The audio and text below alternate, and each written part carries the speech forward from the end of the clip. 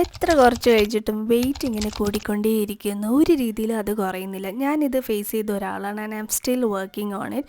ഈ ഒരു ഇൻസുലിൻ സെൻസിറ്റിവിറ്റിയെക്കുറിച്ച് കുറച്ച് മുന്നേ എനിക്ക് മനസ്സിലാക്കാൻ പറ്റിയിരുന്നെങ്കിൽ ഈ ഒരു hormonal issues, weight gain and energy ഇഷ്യൂസുമായിട്ട് ഞാൻ ഇത്രയധികം സ്ട്രഗിൾ ചെയ്യില്ലായിരുന്നു. ആൻഡ് എനിക്കറിയാം നിങ്ങളിൽ പലരും അത് ഫേസ് ചെയ്യുന്നുണ്ടെന്ന്. അതുപോലെ ഞാൻ വിചാരിച്ചു ഈ ഒരു കാലറീസ് എത്രത്തോളം കുറയ്ക്കുന്നു അതെല്ലാം ഫിക്സ് ചെയ്യും. നമ്മളിപ്പോൾ ഒരു ഗൈനക്കോളജിസ്റ്റിൻ്റെ അടുത്ത് പോയാലും അവർ പറയുന്നതെന്ന് വെച്ചാൽ ആദ്യം വെയിറ്റ് കുറയ്ക്കുക എന്നുള്ളതാണ്. അപ്പോൾ അത് കേൾക്കുമ്പോൾ നമ്മൾ എന്ത് ചെയ്യും, വേഗം പോയിട്ട് കുറേ കാലറീസൊക്കെ റെസ്ട്രിക്റ്റ് ചെയ്യും. പക്ഷെ നമ്മുടെ body already dealing with a lot of issues like PCOD, inflame body, ഇതെല്ലാം കണക്റ്റഡ് ആണെന്ന് ലാസ്റ്റ് കപ്പിൾ ഓഫ് വീഡിയോസിൽ നമ്മൾ മനസ്സിലാക്കി. ഓൾറെഡി ഇതൊക്കെ കൊണ്ട് നമ്മുടെ മെറ്റബോളിസം സ്ലോ ഡൗൺ ആയിട്ടിരിക്കുകയാണ്. അപ്പോൾ അതിൻ്റെ കൂട്ടത്തിൽ ഈ ഒരു റെസ്ട്രിക്റ്റീവ് ഡയറ്റും കാലറീസ് കുറയ്ക്കുന്ന അനുസരിച്ചിട്ട് ബോഡിക്ക് നമ്മുടെ ഹോർമോൺസിനൊക്കെ ഇങ്ങനെ സ്ട്രെസ്സ് കൂടിക്കൊണ്ടിരിക്കും. സ്ട്രെസ്സ് കൂടുമ്പോൾ ഇൻസുലിൻ കൂടും. ഇൻസുലിൻ നമ്മുടെ ബോഡിയിൽ അധികമായിട്ടിരിക്കുമ്പോൾ നമ്മുടെ ബോഡി എന്തുമാത്രമാണ് ഫാറ്റ് സ്റ്റോറിങ് മോഡിലോട്ട് പോകുന്നതെന്ന് ലാസ്റ്റ് കപ്പിൾ ഓഫ് വീഡിയോസിൽ നമ്മൾ കറക്റ്റായിട്ട് മനസ്സിലാക്കിയ ഒരു കാര്യമാണ്. അപ്പോൾ ഈ ഒരു കാലറീസ് വർക്ക് ആവും, പക്ഷെ അതൊരു നോർമൽ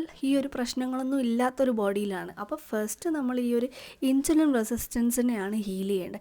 ഹീൽ ചെയ്തിട്ട് ആ ഒരു കാലറീസ് സാധാരണ ഒരാളിൽ വർക്ക് ചെയ്യുന്ന പോലെ അത് നമ്മളിലും വർക്ക് ചെയ്യും. അതിൻ്റെ അർത്ഥം നമ്മൾ തോന്നിയ പാട് കഴിക്കണമെന്നല്ല. അതിൻ്റെ കാരണം ലാസ്റ്റ് വീഡിയോയിൽ നമ്മൾ ഈറ്റിംഗ് പ്രാക്ടീസസിൽ മനസ്സിലാക്കിയൊരു കാര്യമാണ്. And this video is A part of healing routine series. കാരണം നമ്മുടെ ബോഡിയിലെ ബേസിക് മെക്കാനിസം മനസ്സിലായാലേ അതിനനുസരിച്ചിട്ടുള്ള ഹീലിംഗ് റുട്ടീൻ നമുക്ക് ക്രിയേറ്റ് ചെയ്യാൻ സാധിക്കുകയുള്ളൂ. ആൻഡ് മുന്നേ പറഞ്ഞ കാര്യങ്ങളൊക്കെ ഡീറ്റെയിൽ ആയിട്ട് മനസ്സിലാക്കുകയാണെങ്കിൽ ഈ സീരീസിൽ മുന്നത്തെ വീഡിയോസ് കാണാൻ ശ്രമിക്കുക. ഈ ഒരു ഇൻസുലിൻ റെസിസ്റ്റൻസ് ഉണ്ടാവുന്ന മെയിൻ കാരണക്കാരനായ ഫാസ്റ്റ് ഇൻസുലിൻ സ്പൈക്സിനെ ഈറ്റിംഗ് പ്രാക്ടീസസ് വഴി എങ്ങനെ പ്രിവെൻറ്റ് ചെയ്യാം, അതായത് what to eat, how to eat എന്നുള്ളത് ലാസ്റ്റ് വീഡിയോയിൽ നമ്മൾ മനസ്സിലാക്കിയതാണ്.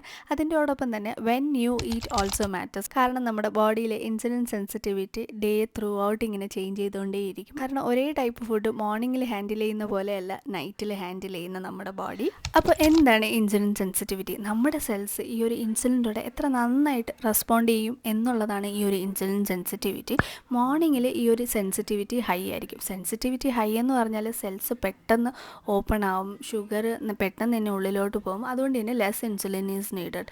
അതേസമയം രാത്രി സമയത്ത് ഈ ഒരു ഇൻസുലിൻ സെൻസിറ്റിവിറ്റി വളരെ ലോ ആയിരിക്കും. അതായത് സെൽസ് പെട്ടെന്ന് തുറക്കത്തില്ല.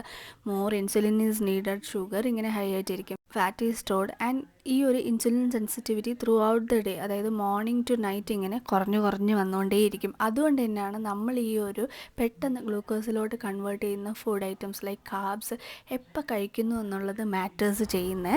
അതുകൊണ്ട് തന്നെ മോർണിംഗിൽ കാർബ്സിൻ്റെ പോർഷൻ കൂടിയാൽ കുഴപ്പമില്ല. ലഞ്ചിൽ കുറച്ച്, രാത്രി ആകുമ്പോഴത്തേക്കും വളരെ കുറച്ച് മിനിമലായിട്ട് കാർബ്സ് കഴിക്കാൻ പാടുള്ളൂ. നെക്സ്റ്റ് വീഡിയോയിൽ ഇതൊക്കെ എങ്ങനെയാണ് ഗ്രാജുവലായിട്ട് എൻ്റെ ലൈഫിൽ അപ്ലൈ ചെയ്തതെന്ന് പറയാം.